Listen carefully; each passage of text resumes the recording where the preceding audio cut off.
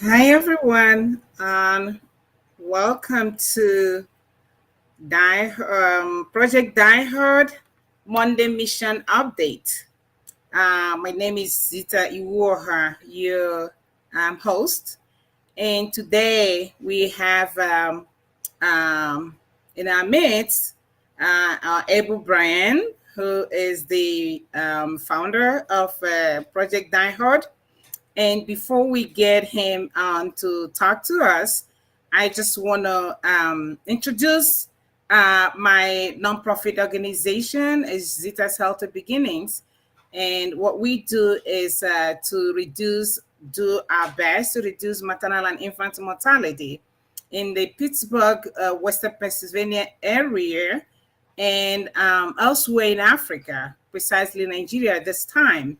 How we do that is through education, advocacy, training, and in fact, building a birthing center, a maternity hospital to ensure that women get access to health care that they need, which leads to healthy moms and babies.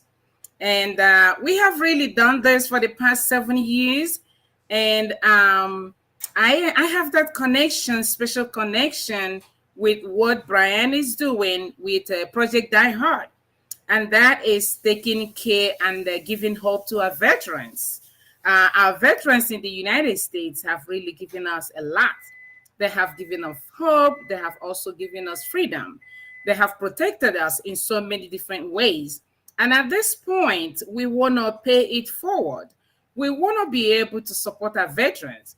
And Zita's Healthy Beginnings, how we're doing that is part of what I'm doing right now, being the host for this wonderful organization and ensuring that everything we do and whoever that collaborates with us really supports, volunteers in one way or the other. There are a whole lot to be done to make sure that this pilot project stands and that other people can benefit from it, and other people looking at it in different parts of the United States will be able to join us and support this Project Die Hard and this project that we're doing, pilot project we're doing to really support our veterans, to give hope to veterans, especially veteran families. Because when you talk about the veteran, every veteran comes from a family, and their needs are also family needs, individuals, but also family needs. And we do our best. And today, being a Monday, we have Brian coming to give us a Monday update. And right now, I would like to invite Brian to come on and share with our audience the weekly update. Well, hello, sister. How are you doing? I'm doing great. How are you?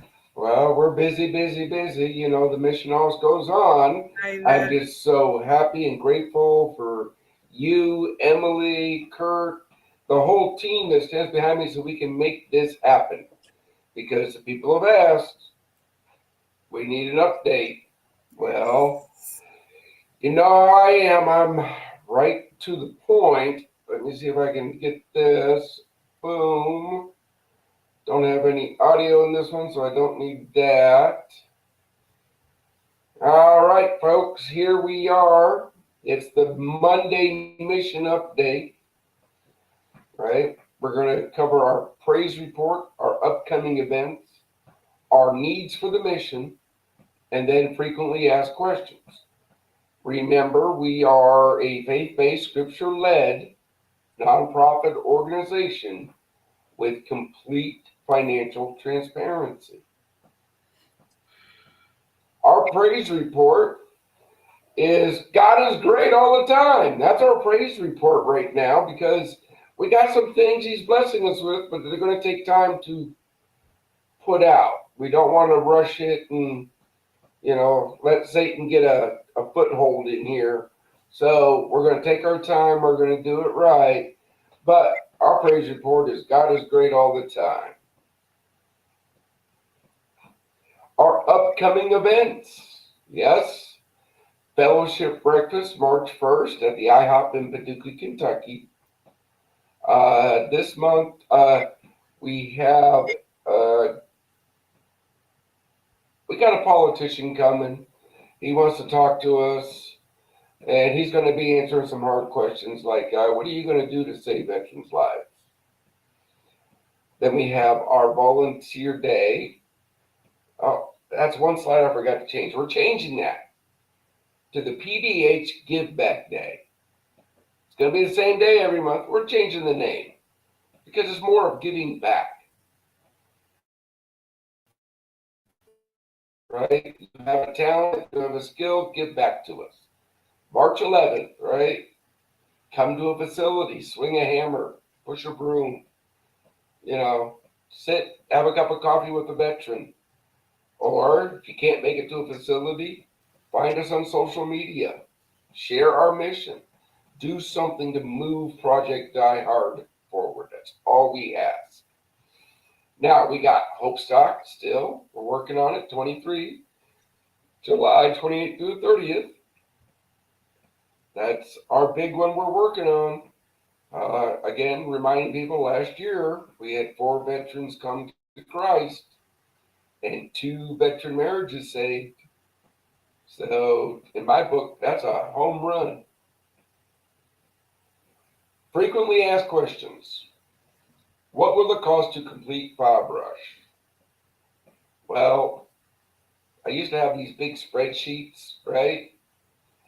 I just put it this way. When you're doing the Lord's work, the cost doesn't matter.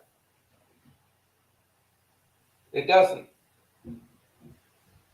This mission needs to be completed. What it costs in personal, for me, doesn't matter. When will File Brush be operative? When we get the resources. It needed to be completed yesterday.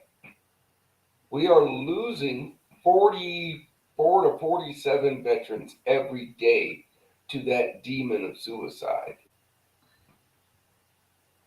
That's just appalling.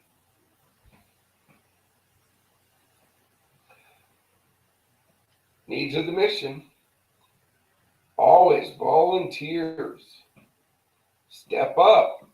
If you have a skill, a talent, something you can bring to help this veteran organization grow.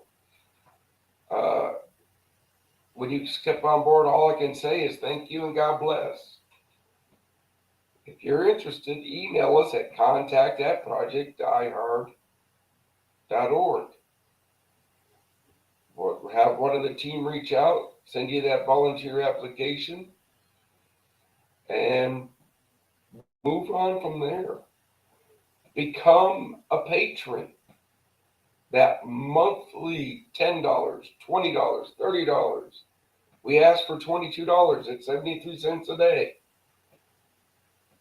Remember, all donations go to bring hope to veterans. Okay? It doesn't go to fancy parties. It doesn't go to private jets. It doesn't go to wine and dine VIPs. It doesn't even go into my wallet. So, hey, come on, folks. $22 a month, 73 cents a day. Give up that one latte, that one coffee. And that's the end of the slideshow. Where's that button to stop sharing? We'll do that. All right. Thank you so much, Brian, for that update. That's really a good lot. Any questions on it? I still got a couple more minutes before we got to take that first commercial break. So, come on, sister, tell me a little bit more about what's going on in your life. I mean, everything going okay? How can I or Project Die Hard help you in your mission? You're doing so much for us. You asking me? Yeah. Oh yeah. You know what? I think what we're doing for the people. And I am so glad that we're so committed to our mission. And as you know, this is not an easy mission. It takes 24 hours, 7 days a week, at least for me. And I know the same for you because this is nonprofit. If you're doing something nonprofit, you're just disposed all the time to talk to people, to listen to people, to see what you can do to help. And even you get some volunteers at random. People just come to you, they want to ask questions, they want to donate something. It is still up to the person to really see how you can, get that coordinated. So I Oh, appreciate what you're doing, and I know that this is something that you've committed yourself with friends to do, and it's not an easy commitment. But like we know that this is a project that is spirit led. When something is spirit led, honestly, God takes control. We just follow God's, and that's what I'm doing in mine. The only thing I can ask that right now is that we pray for each other. That's all I can share. Let's sis, just keep praying for one sister, another. you are on our prayer list. Okay, you are Thank on our you. prayer list. Yeah. And remember, that's the first thing we ask for too, prayer. Right. Right. Okay. Yeah. Well, I think it's time. Yeah, time to do that first paying the bill thing. Emily, are you ready to take us out? Here we go. We And at Project Die then Hard we are have grateful Cynthia for the coming up. awesome people at CFI Equipment located in Calvert City, Kentucky. They help our mission with equipment to do the big work on our facilities. To see their inventory and find a great deal, visit cfiequipmentinc.com. That's cfiequipmentinc.com. They are currently helping us to put a tractor on forward operating base rush, so stop by and meet these amazing people. Help them who help us bring hope to veterans.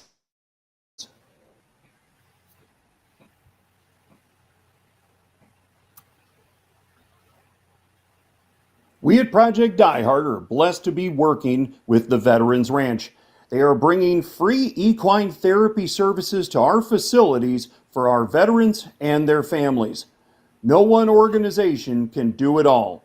It takes teamwork to make the dream work. Visit theveteransranch.org. That's theveteransranch.org for more information. By supporting the one, you support both. Donate today.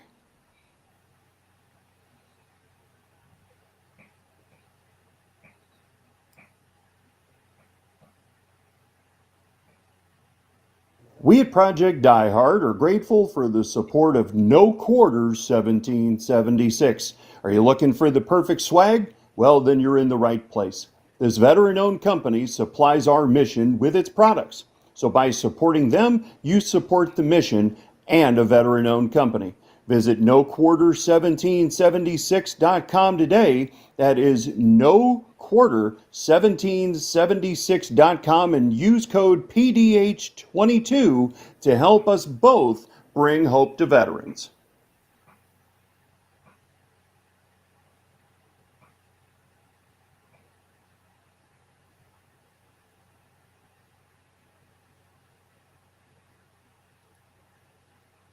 All right. Well, I guess it's time for me to bow out because I got to make a couple phone calls. But I understand we have Cynthia Adams coming up. I had a chance to meet her earlier today, and I got to say, I am impressed. This is a great woman, an author, a wow, just I do know that we are going to get a copy of her latest book to come to our facility because we're trying to build that library. But with that, I'm going to bring her on and I'm going to bow out while you ladies talk about the mission and each other. All right, here we are. Cynthia. Hi there, Brian. Hello. Hi, Hello. Cindy. Hi, Hello, Cindy. sister. How are you? Good. How are Okay. you? Well, Good. I'm gonna let you two talk. All I right. gotta do some stuff, I but think we'll hang be out fine. because I'm gonna try to make it back for that question and answer.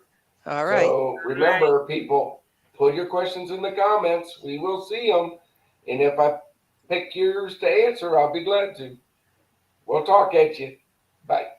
Bye bye. Right. Well, I'm Yeah. so impressed by your work, sister. I had no idea.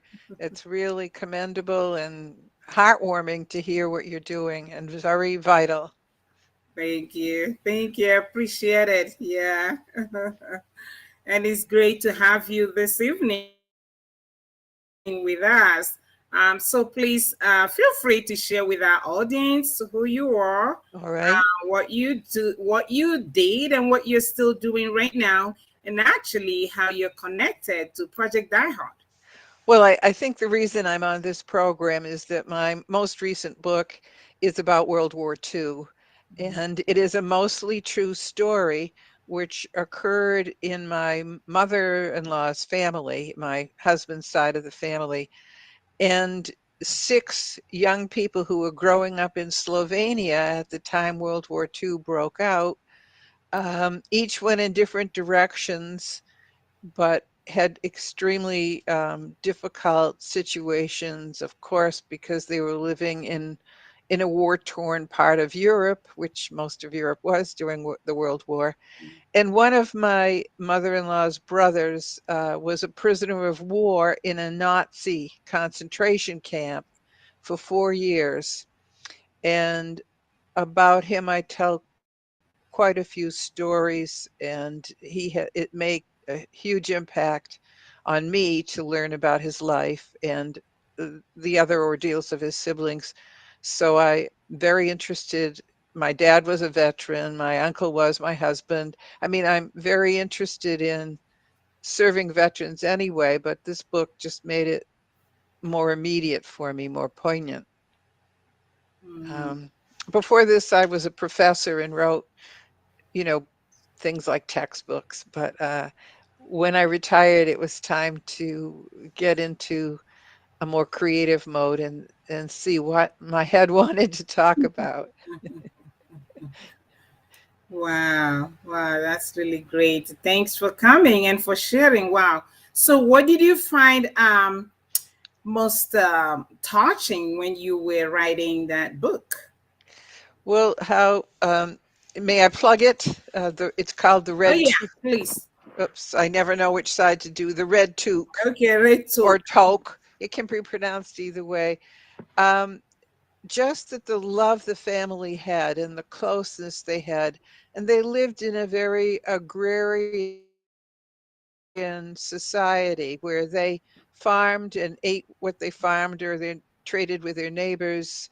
They didn't have any interest at all in being drawn in by uh, Hitler, by Austria, Germany, those countries into the war. And then how they went different directions, how they lost each other in a way.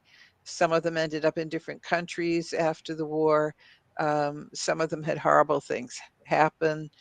And, just the sacrifice that they made fighting their war. They weren't Americans, but they were on the same side, even though part of the time Yugoslavia uh, was tied up by Hitler and appeared not to be helpful to the Allies. It wasn't helping Hitler either. And it was a very difficult situation for those farmers who were not really motivated to be warriors, but were forced into it. Mm, Yeah. mm. Many people want peace and would be peaceful if only they were left alone. It happens in every country, doesn't it? Right, right. It Yeah. does. It does. And it's so sad. It is so sad that some people who didn't want to be dragged into stuff, one way or the other, you find yourself in it. You don't really know what to do once you find yourself in the middle of the whole show.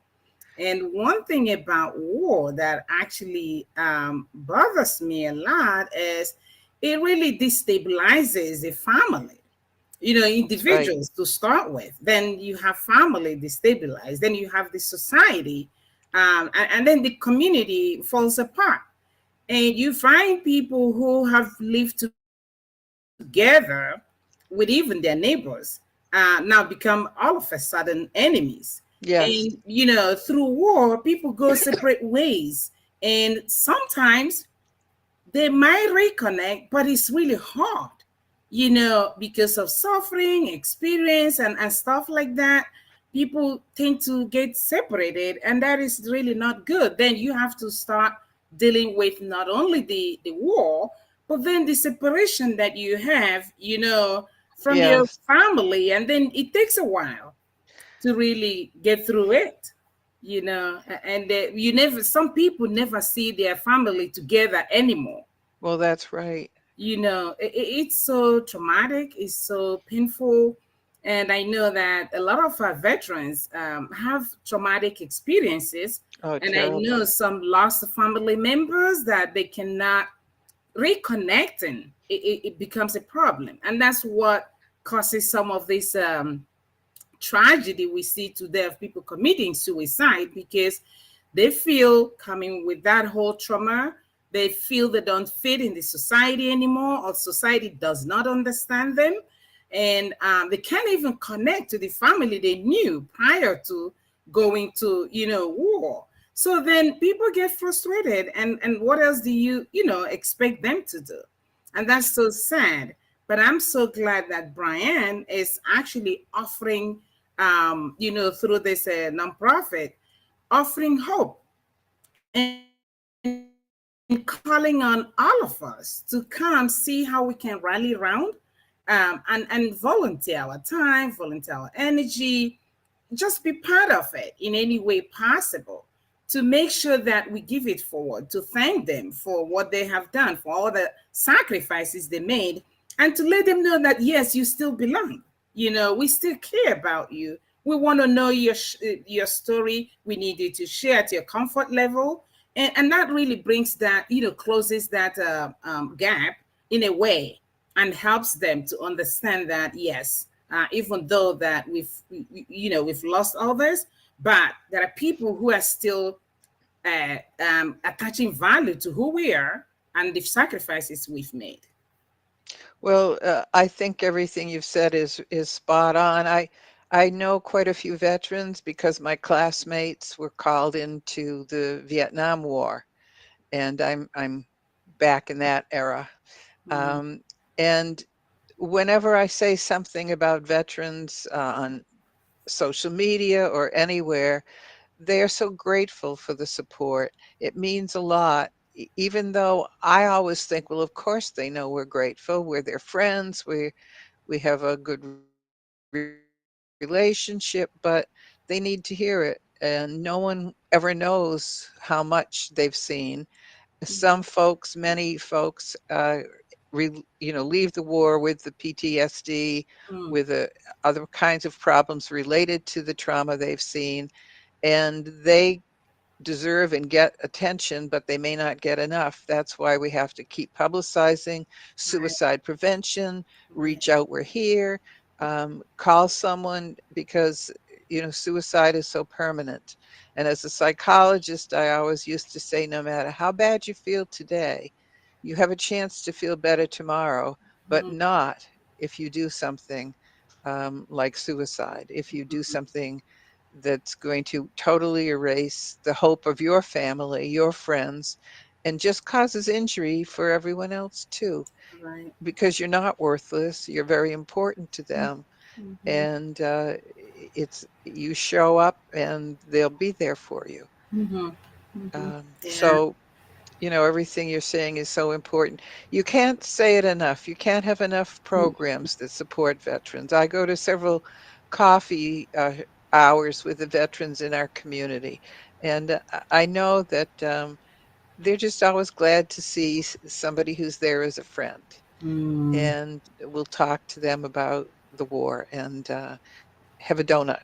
Not that I can eat donuts, but but there's ways of appealing to the veterans all over the place that are nearby or far away, Mhm. and that's an important mission. I Right. know I know my father was always the proudest of his army years in World War II, and the rest of his life he talked about when I was in the army, and Mm, it never failed to get somebody to pay attention. It yeah. That was good. Yeah.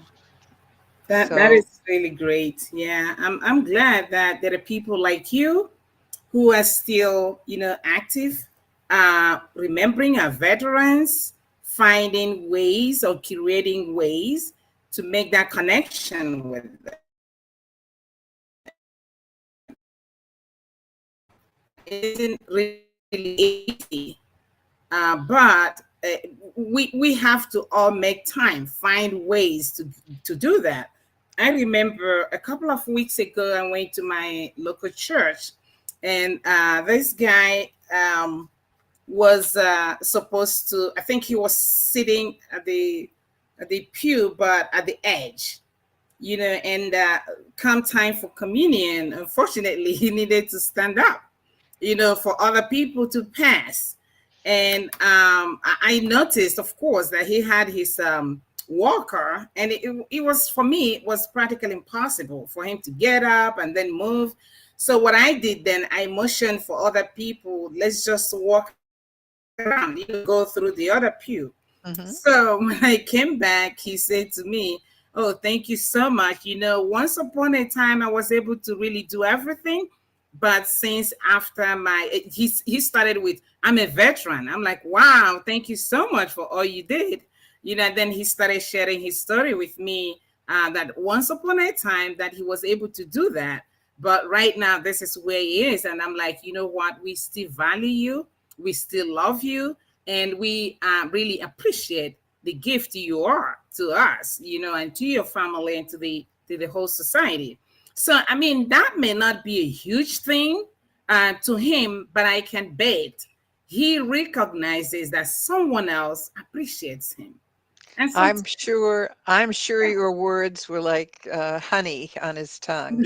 right. That they were probably so appreciated, and here he was struggling, and then you recognized it and let him tell his story. That was really important. I don't know if he knew who you were then, but I'm sure he does now. That's lovely. That's lovely. Right. So yeah, that's what I feel each one of us should really try to do. We don't have to really do a whole lot if you feel you cannot. Something like, if you recognize a veteran, just even that gesture, let them know that you recognize them, appreciate them in any way possible. If you can buy a cup of coffee, that's wonderful. If you can sit for a minute or two to have a conversation with them, just do that, because I believe every little thing we do to acknowledge somebody sends them that love message.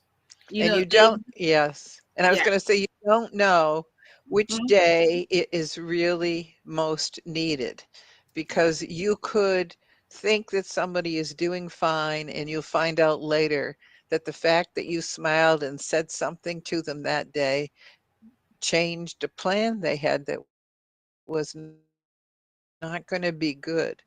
It really Right. got through to them. So at every point, those contacts are so special and so important. Absolutely. Absolutely. Yeah. So I'm glad we're sharing this. And like you said, we can't speak enough, of supporting our veterans. And I know there are a whole lot of organizations, both nonprofit and government organizations, trying to provide support. But guess what? There's always a need.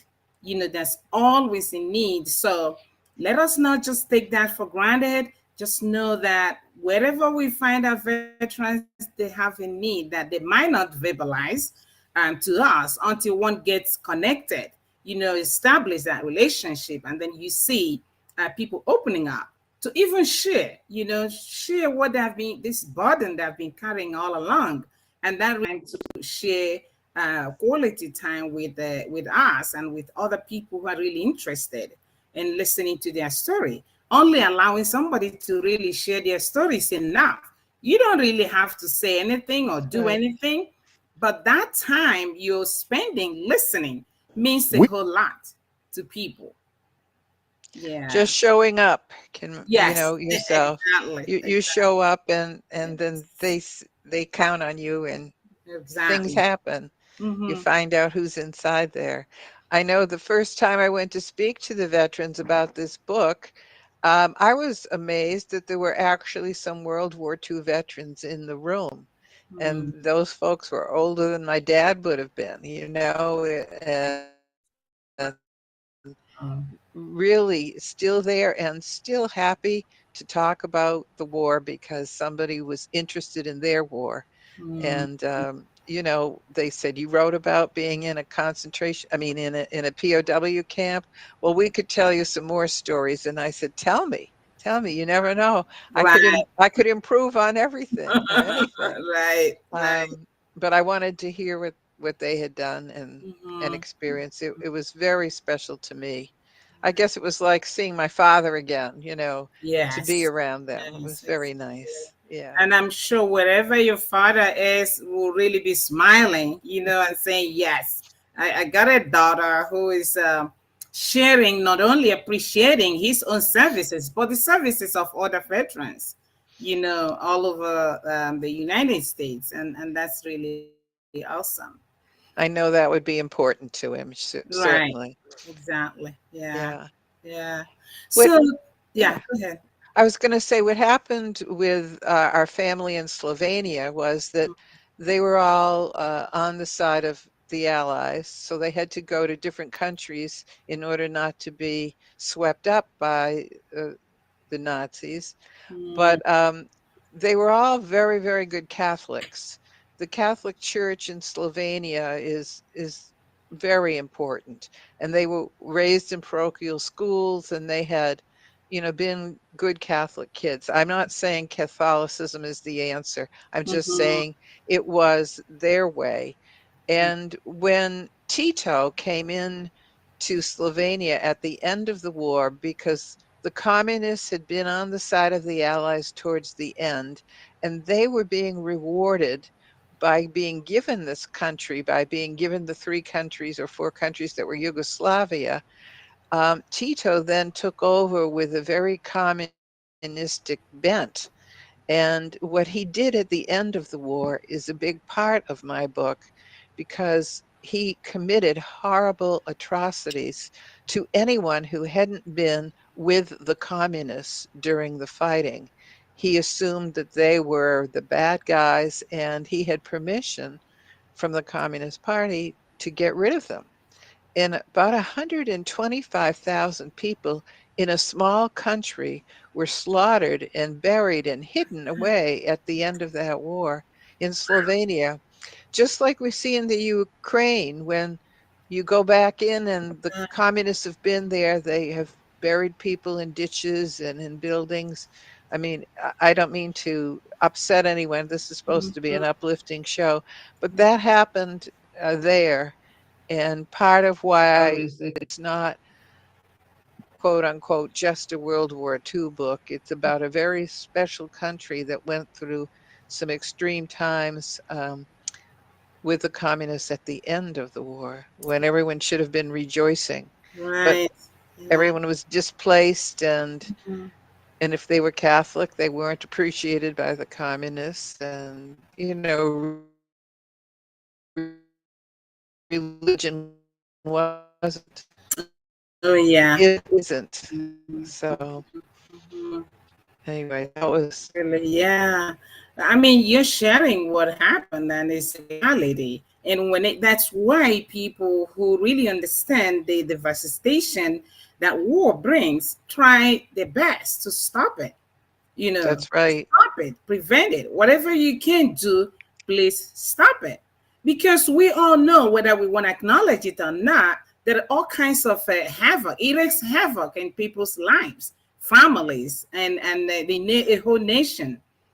So it's not something that anybody would dream of. Even for your enemy, you don't want that to happen, because then as Right. your enemy is dying, you're not left out. you If know only there was some other way, because I right. I know people have their differences, but why do they have to explode? Exactly.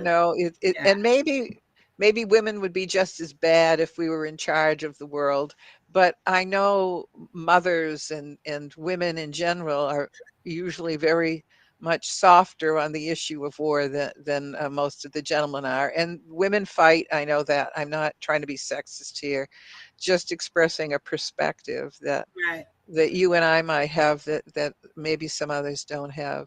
Hmm. But if there only was a way to prevent these things or end them more quickly. And what happened with Slovenia was they almost created a country of PTSD in a sense, because those who witnessed the murders after the people had come home from the war, they watched the communists who now had control of their country commit these crimes, and they did not dare to speak. In fact, some of them left the country just because of what they had seen. They thought for sure someone would be after them. So the impact, as you're saying, the displacement, the families being torn apart, I mean, people were hiding. They didn't even want to say they were Slovenian where they Right. lived because they thought somebody would be coming after them for what they had seen. So, the ripples after a war, Hmm. even if it's a while between wars, there were ongoing ripples Right. that just can drown anyone they strike, really.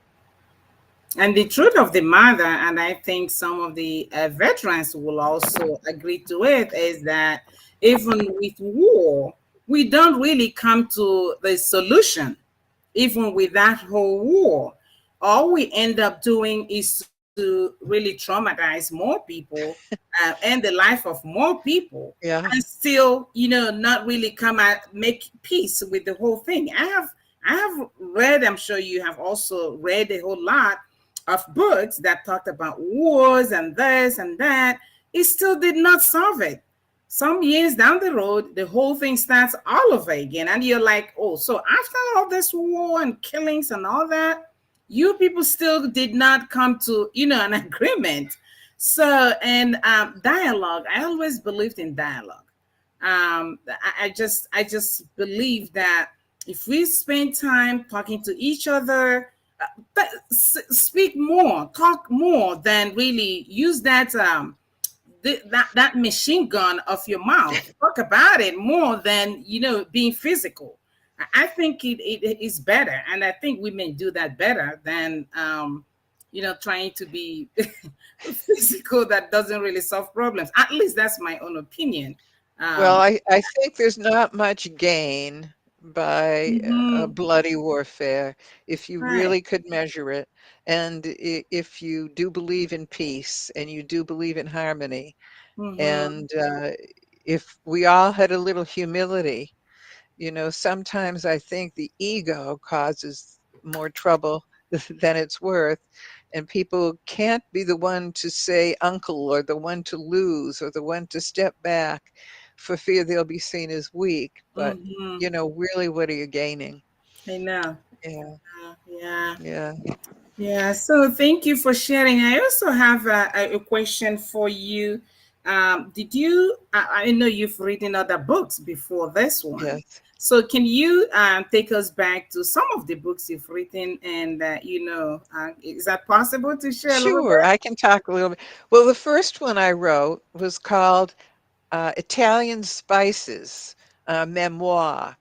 And it so happens that my father-in-law, who was a GI, met my mother-in-law in England, where she had fled to during the war involving Slovenia. But my dad, while he was a GI, met my mother in Rome, Italy during the war. Mm. So I ended up as half Englishish and half Italian. And the Italian side of my family was very spicy and fun Yeah. and great food, great Right. family things. We would visit them, they would come here. I had 9 first cousins in Italy and a bunch of aunties. And Uh-huh. I wanted to write about it because I thought it was a bit unusual for a New England girl to have an Italian mother. And so I wrote about it and included some of her recipes. Unfortunately, or fortunately, depending how you look at it, the book Mhm. is sold out because I Oh. only had a small publisher who did a couple of runs of the book. And once they had sold, I didn't republish it myself. Mm-mm. Uh, but I enjoy having it and to give to my children and grandchildren to pass on. Mm. The other 3 books, you might not want to hear too much about, sister. They're horror novels. They're about spooky things. Um, they are New England horror, I call them. They take place in old New England, in old houses, in spooky cellars, in attics, and creepy, crawly graveyards. And they are based on my weird imagination. The fact that I always loved Edgar Allan Poe as a kid, and then I've read a lot of Stephen King. Mm-hmm. And we, my husband and I, rehabbed several older homes. And so I would see spooky things within those homes while we were cleaning them up, working on them. And I put them all together and wrote the first book, which is called The Farmhouse on Cemetery Hill Road.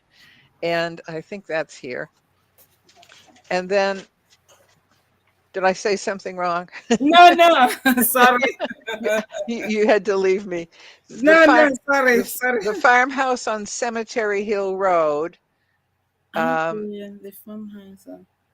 these are all on Amazon, my books, Okay, except for the okay. first, but the Red Toque and the farmhouse on Cemetery Hill Road was my first horror novel, and my friends loved it. And a few people corresponded with me and said, "Well, there's still a little bit more you could have said. Will there be a sequel?"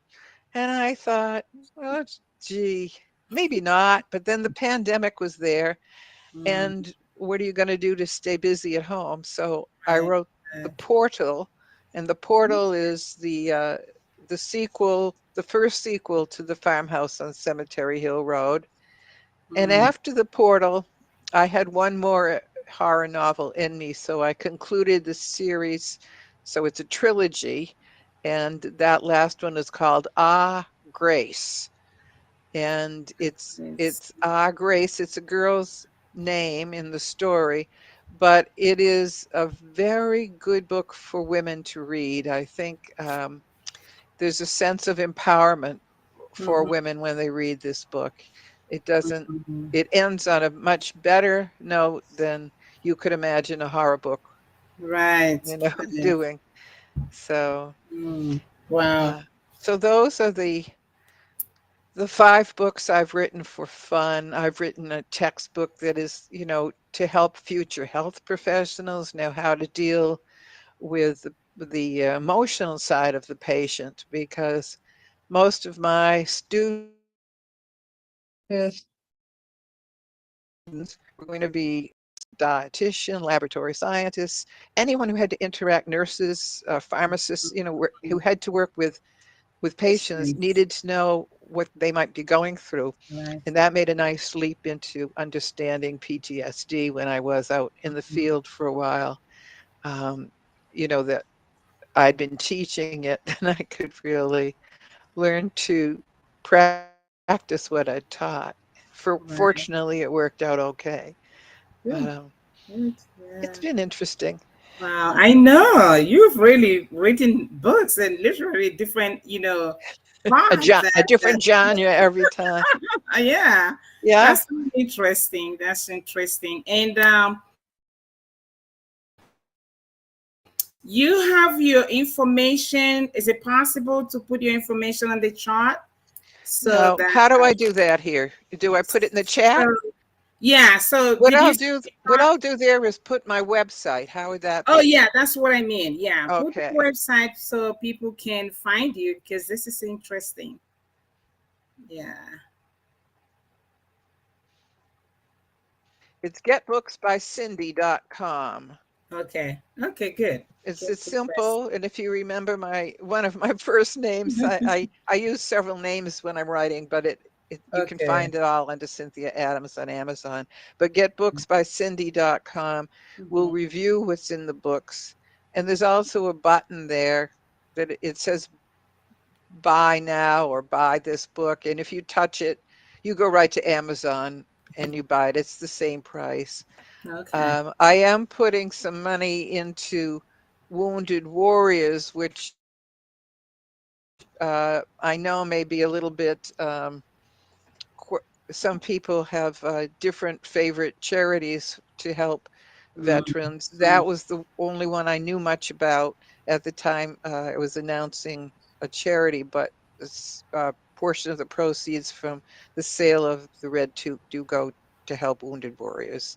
Hmm. And Good. That's great. That's great. I'm Yeah. I'm hoping to do the right thing I know. and learn as I go and learn as I go. That's for all of us. We all learn as we go. Nobody knows it all. Even No, with this project that Project Die Hard that Brian is, has embarked on, it's all learning. We are learning to navigate, how to mhm. navigate the whole system, how to even reach out to people. Because right now there are a whole lot of organizations all over the place wanting and intending to do the same thing or similar things. But the thing is, you will still have to learn how to collaborate, to even engage one another so we know what we're doing and where we want to go.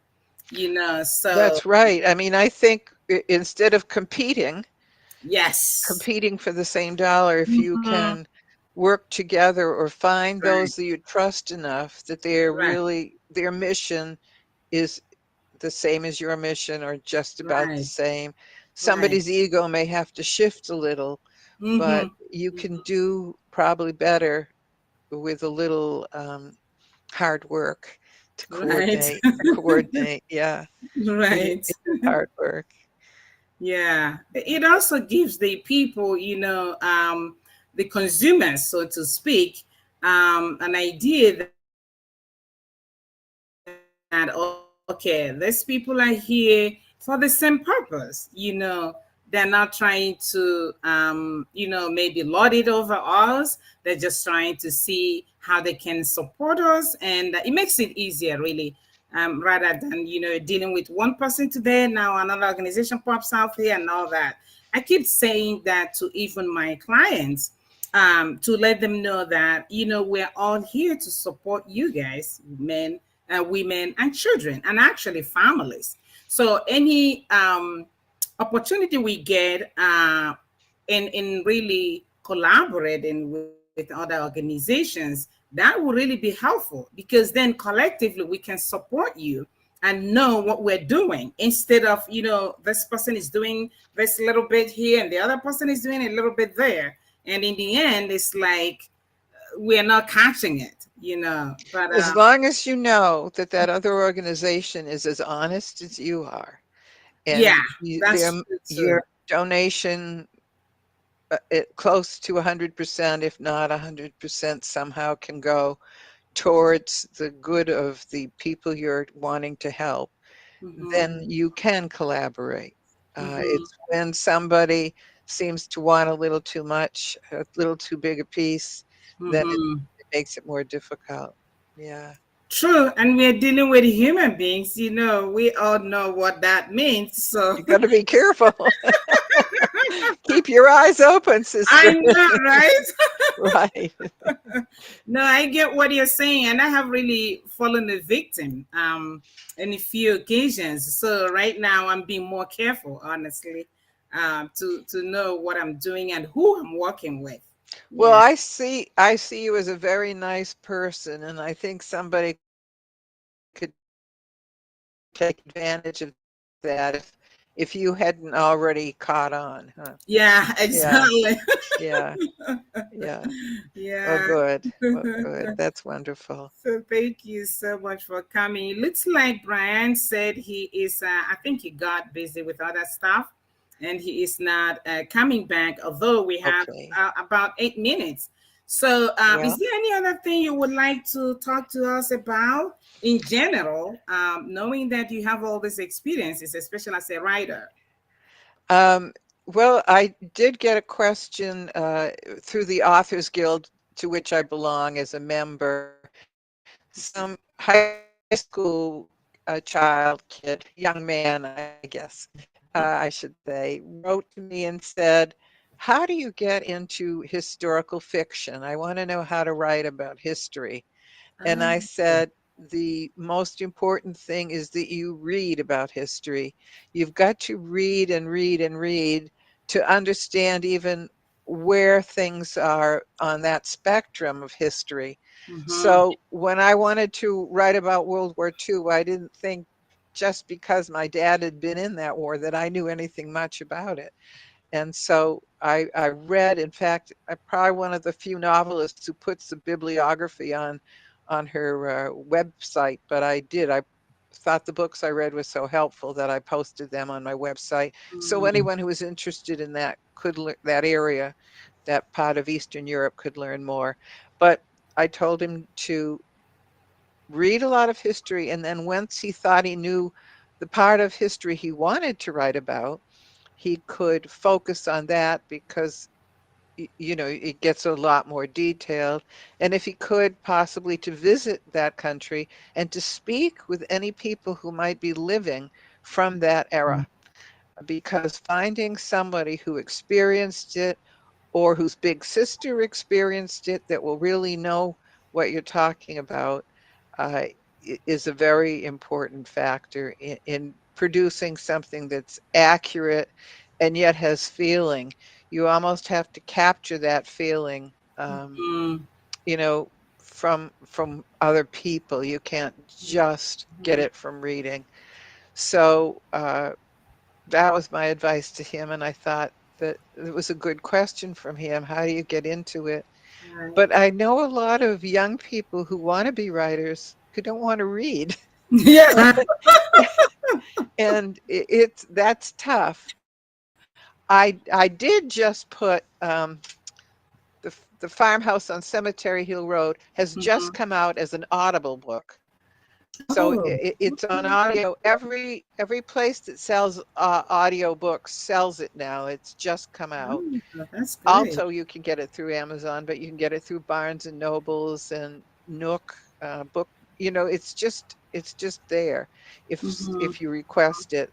And mhm. I do fear though that driving is scary enough, and I now know, people will be listening to a horror book while they're driving. I I know. hope they hang on, but Yeah, yeah, yeah.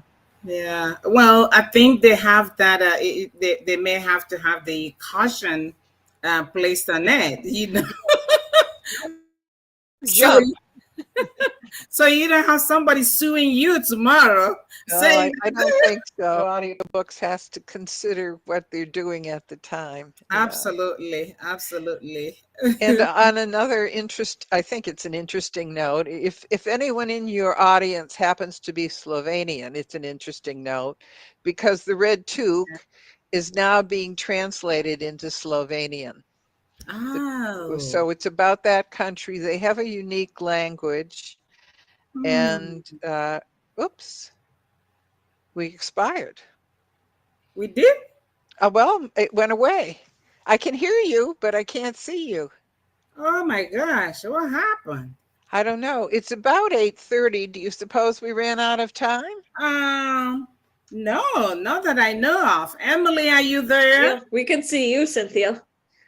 You Yep. can? Oh, Yeah, okay. we can see you and hear you too. I So, can hear you, but I just see a blank page in front of you. That's all right. okay. Yeah. I'll just keep talking to the blank Yeah, page. we hear you. That's yeah, and see you too. So Well, that's as long as it's working at your end, it must be at yes, my end. yeah. Yeah, there's a storm right now. We're having terrible snow, Oh, and you're having snow. We're having terrible rain. ah, The so lightning is maybe coming through. yeah, it may be the atmosphere is interfering, or It's possible. the trees, lean on the wires during some of these storms. We haven't Mhm. had many this winter, so they haven't been broken down very much. So, Mm, anyway, yeah, let me just thank you. Well, I have another minute. yeah, Um, sure. Thank you and thank Brian and Project Die Hard for having me as a guest and allowing me to talk about my books, and especially The Red Toque, which is Yeah, about World War II and might mean a lot to the veterans watching or those who've yes, served. yes. And I hope it's a tribute to them and to all of our fathers and uncles as well. Mhm. Um, and I just wanted to say thank you and I appreciate it. And I loved meeting you, sister. Well, thank you so You're much, such Cindy. a great lady. Thank you. I Well, appreciate you coming too.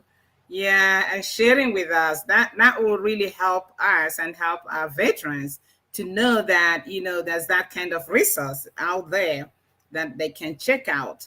Because every bit of thing counts, I'm well, providing I that, hope giving so. them hope. Yeah. And I hope that Brian or one of you will send me your mail address because I promised him a copy of the book for your library.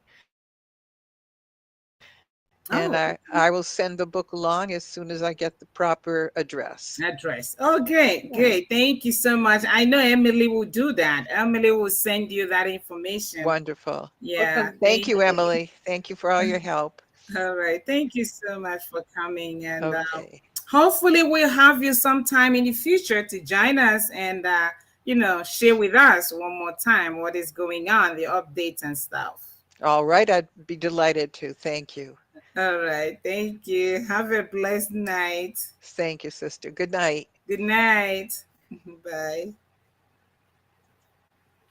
Ah.